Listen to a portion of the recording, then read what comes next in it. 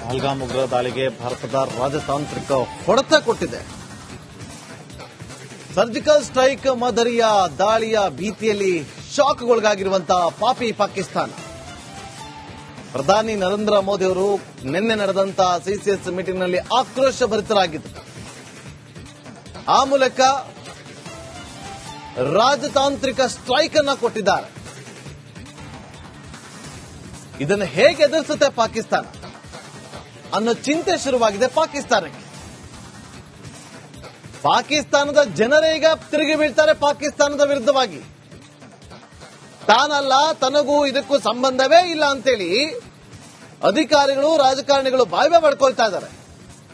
ಪ್ರಜೆಗಳೀಗ ಮುಟ್ಟಿ ನೋಡಿಕೊಳ್ಳುವಂತೆ ಮಾಡ್ತಾರೆ. ರಾತ್ರಿ ಸಮನ್ಸ್ ಕೊಟ್ಟಿದ್ದಾರೆ. ನೆಕ್ಸ್ಟ್ 1 ವಾರ ಟೈಮ್ ಜಾಗ ಖಾಲಿ ಮಾಡಿ ಅಂತೇಳಿ ಪಾಕಿಸ್ತಾನದ 3 ರಾಜತಾಂತ್ರಿಕ ಸಿಬ್ಬಂದಿಗಳನ್ನ ವಜಾ ಮಾಡಿದ್ದಾರೆ.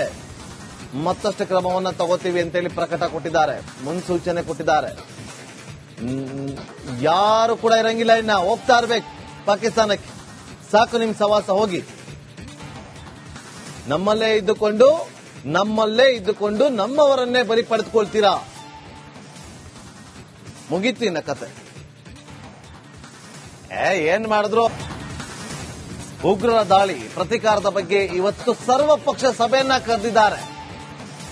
ಪ್ರಧಾನಿ ನೇತೃತ್ವದಲ್ಲಿ ನಡೆಯುವಂತಹ ಸರ್ವಪಕ್ಷ ಸಭೆ. ವಿದೇಶ ಪ್ರವಾಸವನ್ನ ಮೊಟಕುಗೊಳಿಸಿದಂತಹ ರಾಹುಲ್ ಗಾಂಧಿ, ಮಹತ್ವದ ಸಭೆಯಲ್ಲಿ ಹಾಜರಾಗಲಿರುವಂತಹ ರಾಹುಲ್ ಗಾಂಧಿ ಅವರು. ಉಗ್ರರ ದಾಳಿ ಪ್ರತೀಕಾರದ ಬಗ್ಗೆ ಇವತ್ತು ಸರ್ವಪಕ್ಷ ಸಭೆ ನಡೆಯುತ್ತೆ. ಪ್ರಧಾನಿ ನೇತೃತ್ವದಲ್ಲಿ ನಡೆಯಲಿರುವಂತಹ ಸರ್ವಪಕ್ಷ ನಾಯಕರ ಸಭೆ. ನೋಡೋಣ, ಈಗ ಪಕ್ಷಾತೀತವಾಗಿ ಎಲ್ಲ ನಾಯಕರು ನಿಲ್ತಾರಾ ಅಥವಾ ಸಾಕ್ಷಿಗಳು ಕೇಳ್ತಾರಾ? ಗೊತ್ತಾಗುತ್ತೆ. ನೀವು ಸಾಕ್ಷಿ ಕೇಳಿ ಬಿಡಿ, ಕೊಟ್ಟಾಗಿದೆ ಆಲ್ರೆಡಿ ಉತ್ತರ. ಡಿಪ್ಲೊಮ್ಯಾಟಿಕ್ ಸ್ಟ್ರೈಕ್ ಅಂತಾರಲ್ಲ, ಅದು ಏರ್ ಸ್ಟ್ರೈಕ್ ಅಲ್ಲ, ಸರ್ಜಿಕಲ್ ಸ್ಟ್ರೈಕ್ ಅಲ್ಲ, ಇದು ಡಿಪ್ಲೊಮ್ಯಾಟಿಕ್ ಸ್ಟ್ರೈಕ್.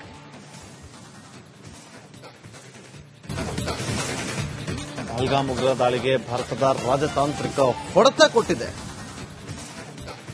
ಸರ್ಜಿಕಲ್ ಸ್ಟ್ರೈಕ್ ಮಾದರಿಯ ದಾಳಿಯ ಭೀತಿಯಲ್ಲಿ ಶಾಕ್ಗೊಳಗಾಗಿರುವಂತಹ ಪಾಪಿ ಪಾಕಿಸ್ತಾನ. ಪ್ರಧಾನಿ ನರೇಂದ್ರ ಮೋದಿ ಅವರು ನಿನ್ನೆ ನಡೆದಂತಹ ಸಿಸಿಎಸ್ ಮೀಟಿಂಗ್ನಲ್ಲಿ ಆಕ್ರೋಶ ಭರಿತರಾಗಿದ್ದರು. ಆ ಮೂಲಕ ರಾಜತಾಂತ್ರಿಕ ಸ್ಟ್ರೈಕ್ ಅನ್ನ ಕೊಟ್ಟಿದ್ದಾರೆ. ಇದನ್ನು ಹೇಗೆ ಎದುರಿಸುತ್ತೆ ಪಾಕಿಸ್ತಾನ ಅನ್ನೋ ಚಿಂತೆ ಶುರುವಾಗಿದೆ ಪಾಕಿಸ್ತಾನಕ್ಕೆ. ಪಾಕಿಸ್ತಾನದ ಜನರೇ ಈಗ ತಿರುಗಿ ಬೀಳ್ತಾರೆ ಪಾಕಿಸ್ತಾನದ ವಿರುದ್ಧವಾಗಿ. ತಾನಲ್ಲ, ತನಗೂ ಇದಕ್ಕೂ ಸಂಬಂಧವೇ ಇಲ್ಲ ಅಂತೇಳಿ ಅಧಿಕಾರಿಗಳು ರಾಜಕಾರಣಿಗಳು ಬಾಯ್ಬೆ ಪಡ್ಕೊಳ್ತಾ ಇದ್ದಾರೆ. ಪ್ರಜೆಗಳೀಗ ಮುಟ್ಟಿ ನೋಡಿಕೊಳ್ಳುವಂತೆ ಮಾಡ್ತಾರೆ. ರಾತ್ರಿ ಸಮನ್ಸ್ ಕೊಟ್ಟಿದ್ದಾರೆ. ನೆಕ್ಸ್ಟ್ 1 ವಾರ ಟೈಮ್ ಜಾಗ ಖಾಲಿ ಮಾಡಿ ಅಂತೇಳಿ ಪಾಕಿಸ್ತಾನದ 3 ರಾಜತಾಂತ್ರಿಕ ಸಿಬ್ಬಂದಿಗಳನ್ನ ವಜಾ ಮಾಡಿದ್ದಾರೆ. ಮತ್ತಷ್ಟು ಕ್ರಮವನ್ನು ತಗೋತೀವಿ ಅಂತೇಳಿ ಪ್ರಕಟ ಕೊಟ್ಟಿದ್ದಾರೆ, ಮುನ್ಸೂಚನೆ ಕೊಟ್ಟಿದ್ದಾರೆ. ಯಾರು ಕೂಡ ಇರಂಗಿಲ್ಲ, ಇನ್ನ ಹೋಗ್ತಾ ಇರ್ಬೇಕು ಪಾಕಿಸ್ತಾನಕ್ಕೆ. ಸಾಕು ನಿಮ್ ಸವಾಸ, ಹೋಗಿ. ನಮ್ಮಲ್ಲೇ ಇದ್ದುಕೊಂಡು ನಮ್ಮವರನ್ನೇ ಬಲಿ ಪಡೆದುಕೊಳ್ತೀರಾ? ಮುಗೀತು ಇನ್ನ ಕತೆ. ಏನ್ ಮಾಡಿದ್ರು? ಉಗ್ರರ ದಾಳಿ ಪ್ರತೀಕಾರದ ಬಗ್ಗೆ ಇವತ್ತು ಸರ್ವಪಕ್ಷ ಸಭೆಯನ್ನ ಕರೆದಿದ್ದಾರೆ. ಪ್ರಧಾನಿ ನೇತೃತ್ವದಲ್ಲಿ ನಡೆಯುವಂತಹ ಸರ್ವಪಕ್ಷ ಸಭೆ. ವಿದೇಶ ಪ್ರವಾಸವನ್ನ ಮೊಟಕುಗೊಳಿಸಿದಂತಹ ರಾಹುಲ್ ಗಾಂಧಿ, ಮಹತ್ವದ ಸಭೆಯಲ್ಲಿ ಹಾಜರಾಗಲಿರುವಂತಹ ರಾಹುಲ್ ಗಾಂಧಿ ಅವರು. ಉಗ್ರರ ದಾಳಿ ಪ್ರತೀಕಾರದ ಬಗ್ಗೆ ಇವತ್ತು ಸರ್ವಪಕ್ಷ ಸಭೆ ನಡೆಯುತ್ತೆ. ಪ್ರಧಾನಿ ನೇತೃತ್ವದಲ್ಲಿ ನಡೆಯಲಿರುವಂತಹ ಸರ್ವಪಕ್ಷ ನಾಯಕರ ಸಭೆ. ನೋಡೋಣ, ಈಗ ಪಕ್ಷಾತೀತವಾಗಿ ಎಲ್ಲ ನಾಯಕರು ನಿಲ್ತಾರಾ ಅಥವಾ ಸಾಕ್ಷಿಗಳು ಕೇಳ್ತಾರಾ? ಗೊತ್ತಾಗುತ್ತೆ. ನೀವು ಸಾಕ್ಷಿ ಕೇಳಿ ಬಿಡಿ, ಕೊಟ್ಟಾಗಿದೆ ಆಲ್ರೆಡಿ ಉತ್ತರ. ಡಿಪ್ಲೊಮ್ಯಾಟಿಕ್ ಸ್ಟ್ರೈಕ್ ಅಂತಾರಲ್ಲ, ಅದು ಏರ್ ಸ್ಟ್ರೈಕ್ ಅಲ್ಲ, ಸರ್ಜಿಕಲ್ ಸ್ಟ್ರೈಕ್ ಅಲ್ಲ, ಇದು ಡಿಪ್ಲೊಮ್ಯಾಟಿಕ್ ಸ್ಟ್ರೈಕ್.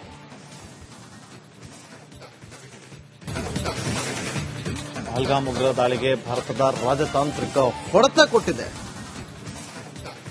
ಸರ್ಜಿಕಲ್ ಸ್ಟ್ರೈಕ್ ಮಾದರಿಯ ದಾಳಿಯ ಭೀತಿಯಲ್ಲಿ ಶಾಕ್ಗೊಳಗಾಗಿರುವಂತಹ ಪಾಪಿ ಪಾಕಿಸ್ತಾನ. ಪ್ರಧಾನಿ ನರೇಂದ್ರ ಮೋದಿ ಅವರು ನಿನ್ನೆ ನಡೆದಂತಹ ಸಿಸಿಎಸ್ ಮೀಟಿಂಗ್ನಲ್ಲಿ ಆಕ್ರೋಶ ಭರಿತರಾಗಿದ್ದರು.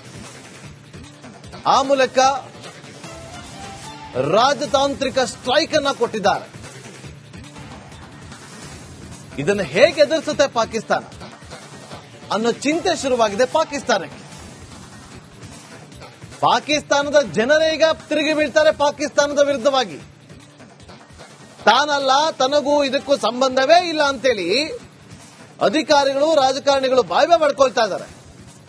ಪ್ರಜೆಗಳೀಗ ಮುಟ್ಟಿ ನೋಡಿಕೊಳ್ಳುವಂತೆ ಮಾಡ್ತಾರೆ. ರಾತ್ರಿ ಸಮನ್ಸ್ ಕೊಟ್ಟಿದ್ದಾರೆ. ನೆಕ್ಸ್ಟ್ 1 ವಾರ ಟೈಮ್ ಜಾಗ ಖಾಲಿ ಮಾಡಿ ಅಂತೇಳಿ ಪಾಕಿಸ್ತಾನದ 3 ರಾಜತಾಂತ್ರಿಕ ಸಿಬ್ಬಂದಿಗಳನ್ನ ವಜಾ ಮಾಡಿದ್ದಾರೆ. ಮತ್ತಷ್ಟು ಕ್ರಮವನ್ನ ತಗೋತೀವಿ ಅಂತೇಳಿ ಪ್ರಕಟ ಕೊಟ್ಟಿದ್ದಾರೆ, ಮುನ್ಸೂಚನೆ ಕೊಟ್ಟಿದ್ದಾರೆ. ಯಾರು ಕೂಡ ಇರಂಗಿಲ್ಲ, ಇನ್ನ ಹೋಗ್ತಾ ಇರ್ಬೇಕು ಪಾಕಿಸ್ತಾನಕ್ಕೆ. ಸಾಕು ನಿಮ್ ಸವಾಸ, ಹೋಗಿ. ನಮ್ಮಲ್ಲೇ ಇದ್ದುಕೊಂಡು ನಮ್ಮವರನ್ನೇ ಬಲಿ ಪಡೆದುಕೊಳ್ತೀರಾ? ಮುಗೀತು ಇನ್ನ ಕತೆ. ಏನ್ ಮಾಡಿದ್ರು? ಉಗ್ರರ ದಾಳಿ ಪ್ರತೀಕಾರದ ಬಗ್ಗೆ ಇವತ್ತು ಸರ್ವಪಕ್ಷ ಸಭೆಯನ್ನ ಕರೆದಿದ್ದಾರೆ. ಪ್ರಧಾನಿ ನೇತೃತ್ವದಲ್ಲಿ ನಡೆಯುವಂತಹ ಸರ್ವಪಕ್ಷ ಸಭೆ. ವಿದೇಶ ಪ್ರವಾಸವನ್ನ ಮೊಟಕುಗೊಳಿಸಿದಂತಹ ರಾಹುಲ್ ಗಾಂಧಿ, ಮಹತ್ವದ ಸಭೆಯಲ್ಲಿ ಹಾಜರಾಗಲಿರುವಂತಹ ರಾಹುಲ್ ಗಾಂಧಿ ಅವರು. ಉಗ್ರರ ದಾಳಿ ಪ್ರತೀಕಾರದ ಬಗ್ಗೆ ಇವತ್ತು ಸರ್ವಪಕ್ಷ ಸಭೆ ನಡೆಯುತ್ತೆ. ಪ್ರಧಾನಿ ನೇತೃತ್ವದಲ್ಲಿ ನಡೆಯಲಿರುವಂತಹ ಸರ್ವಪಕ್ಷ ನಾಯಕರ ಸಭೆ ನೋಡೋಣ. ಈಗ ಪಕ್ಷಾತೀತವಾಗಿ ಎಲ್ಲ ನಾಯಕರು ನಿಲ್ತಾರಾ ಅಥವಾ ಸಾಕ್ಷಿಗಳು ಕೇಳ್ತಾರಾ? ಗೊತ್ತಾಗುತ್ತೆ. ನೀವು ಸಾಕ್ಷಿ ಕೇಳಿ ಬಿಡಿ, ಕೊಟ್ಟಾಗಿದೆ ಆಲ್ರೆಡಿ ಉತ್ತರ. ಡಿಪ್ಲೊಮ್ಯಾಟಿಕ್ ಸ್ಟ್ರೈಕ್ ಅಂತಾರಲ್ಲ, ಅದು ಏರ್ ಸ್ಟ್ರೈಕ್ ಅಲ್ಲ, ಸರ್ಜಿಕಲ್ ಸ್ಟ್ರೈಕ್ ಅಲ್ಲ, ಇದು ಡಿಪ್ಲೊಮ್ಯಾಟಿಕ್ ಸ್ಟ್ರೈಕ್.